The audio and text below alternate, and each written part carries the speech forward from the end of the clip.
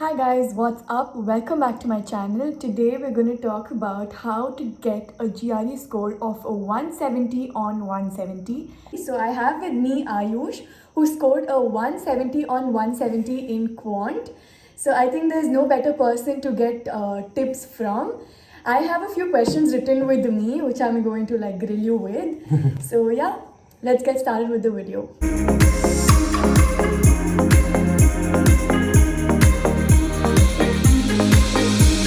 Subscribe. So I graduated in electrical engineering in May last year, and I started working in August last year itself. I wrote my GRE in October, and I've been working as a business analyst since then. Okay, cool. Okay, so I want to ask the basic question. How long did you take to prepare for your GRE? Okay, so if I look at proper serious preparation, that was 2 weeks of extensive practice while I was working. But there's this note that I had prepared for CAT. So especially my quant foundations were strong thanks to that preparation that I had done back in 2018. Okay, so the underlying thing is that he has a very strong hold on his basics in quant. With that, he took around 2 weeks of preparation. I think you gave it how many hours per day?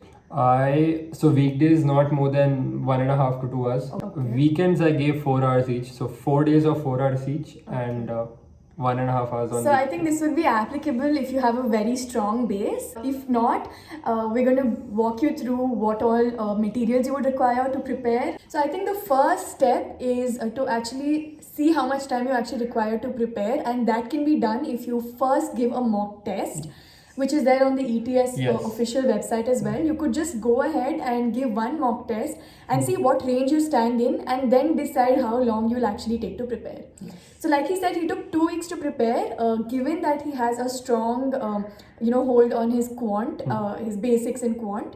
So I think if you don't have that, it would definitely take more time than that. But it's not rocket science. GRE math is not rocket science. It's very basic. I think it's what we learned from 10th to 12th. Yes, but even a very mellow level for that as well. So having an engineering background, I think that definitely helps. Your mind is automatically sharper. Yeah. So I think first step, like I said, would be to give a mock test and then set your time and your schedule and then work towards it. So the next second question would be, what are the materials that you used for your quant preparation? My main point of reference was the Bible for GRE preparation, that is the ETS official guide. Apart from that, for a little more complicated or tougher problems, I went ahead with Manhattan 5LB, 5 pound book. These were the two things that I used basically, nothing apart from these two, and also my CAT notes that I had prepared back in 2018. So that came in handy. But wait, what about this Magoosh subscription? Did you use that? No, I had not taken a subscription per se, but I did, you have an option to go and check some topics on the Magoosh website or app. So I had done that, but I honestly did not require it much because I was focusing more on problem solving than concept reevaluation. Okay. So one more tip would be that don't get a lot of materials. So focus on one. ETS is something that you have to do. Apart from that, choose one other book and that's enough. Because if you try a lot of books, you'll just be all over the place. And so that would be the next tip. Do you have any specific tips? How was your mock preparation? How did you go about it?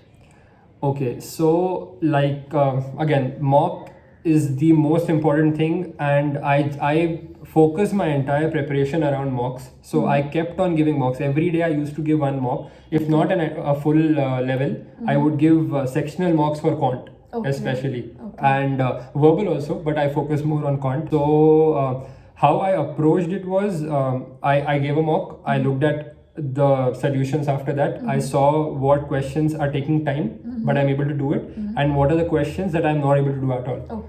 Then I went to ETS official guide, practiced some questions for that topic, and to strengthen it, I went ahead with the Manhattan book. So it's like two-step first I looked at mock. ETS is same level as mock, so that is why you get to practice more, and then Manhattan for tougher problems. Okay. Yeah. So I think it is very important that you make sure that once you give a mock, don't just let it go. Take out the questions that you did Definitely. wrong. I think focus on the questions that you did wrong, work on more problems related to that, and don't waste time focusing more and more on your strengths, because you Yes. already know that, right? Yes. So yeah, put more time on your weakness. Like, how did you face GRE on the day of your exam? So his total was a 325 with 170 on quant, like I said. So yeah, how did you go about it? Did you know after you wrote that you're going to, like, you know, when you were giving, were you scared? Because sometimes you get that one extra. So you just tell me how to go about this. So actually, I would have written at least 8 mocks, full length, and in none of them did I get a 170 or 170 in quant. And I really wanted a 170 because of the tag and because of the course requirement, so that like I fill in all the criteria. Yeah.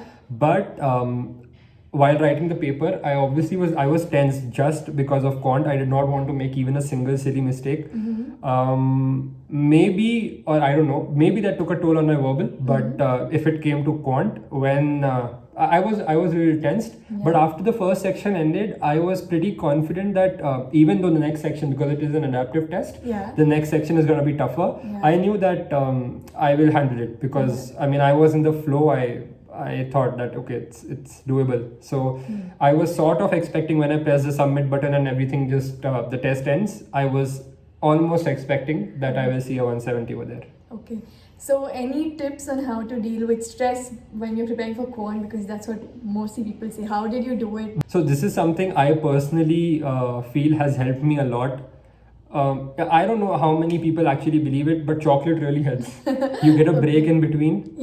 Even if you've messed up your first section or first whatever before the break, it is always a good idea to have your comfort food. If not, for me it's a chocolate, but for anybody it can be anything else.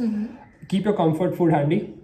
Go outside, have that. We recommend you to actually take that break. Don't try to skip the break because it's a very long. And go to the washroom. Go to the washroom, take a break, and it'll be fine. And breathe. And breathe, because sometimes it may happen that your first section itself is that.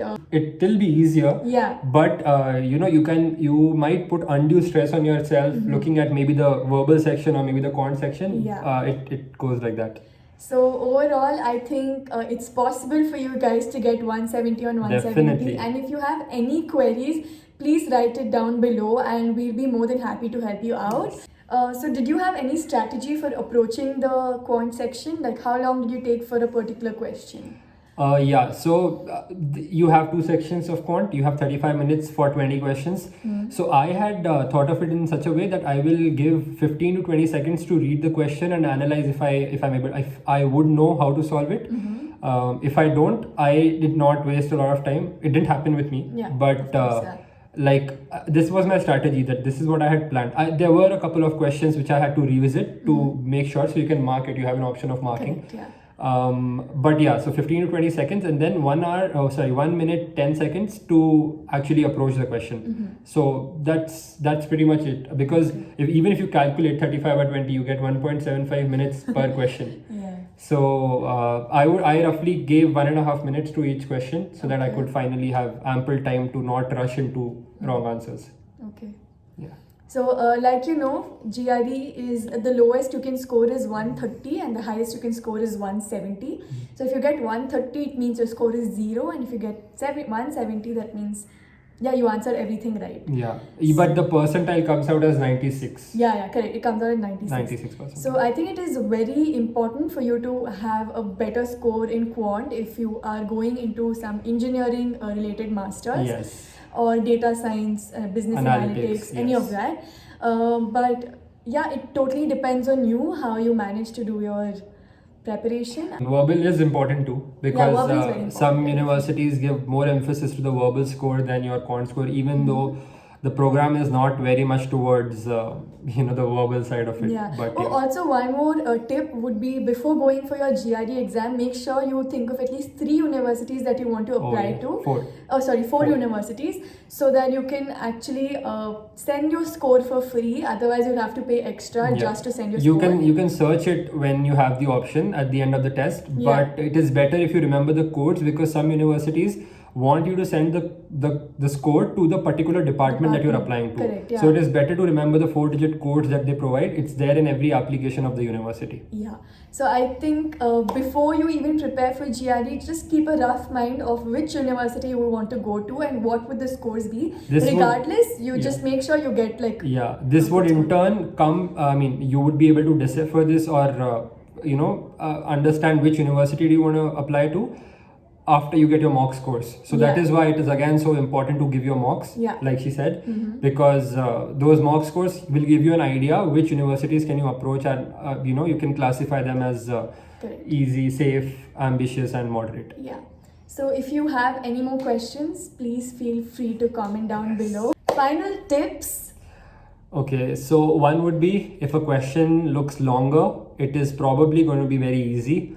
I have noticed, a longer question, you should not get scared. It is gonna be easy, and the approach also will be so this is actually easy. a problem with me. Whenever I see that a question is long, I just tend to shut my mind, and it just gets... Happens. Yeah, but I think that's the thing in GRE. Yes. I'm going to quote it again. If a question looks longer, it's probably going to be easier. Yes. So don't worry. Take it calmly. Second would be, keep your comfort food handy for the break. It really helps. I am not kidding. It will actually make you feel loads better. And third, and the most important thing could be, GRE questions might appear tangled and complex.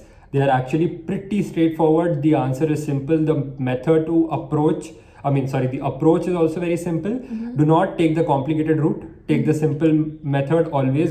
Stick to your basics and go through the simple methods. Otherwise, you will fall short of time. Do not go for the complicated methods. Mind tends to think of it in a very, complex way. When it's supposed to be very simple, like it's literally basic maths that we learned in 9th. Shortcuts don't always help, so just be careful of those traps that you will see in the questions. So I think overall, it's just that you need to be confident and well prepared. Don't be stressed. Read the question properly. That is very important. You might miss out one word of English language, and you will feel that the question's meaning will change entirely. GRE is known for those kind of traps, so just be very careful about that. So we wish you best of luck if you're going to give your GRE anytime soon. I really hope you get 170 on 170 and get a brilliant score and get the university of your dreams. So with that, I think we're going to sign off. Before that, don't forget to comment your questions. We will definitely help you out, and you can check out our LinkedIn. It'll be linked in our description. Thank you so much, Ayush. Welcome. Don't forget to like and share it with anybody who's going to give their GRE exams. Best of luck.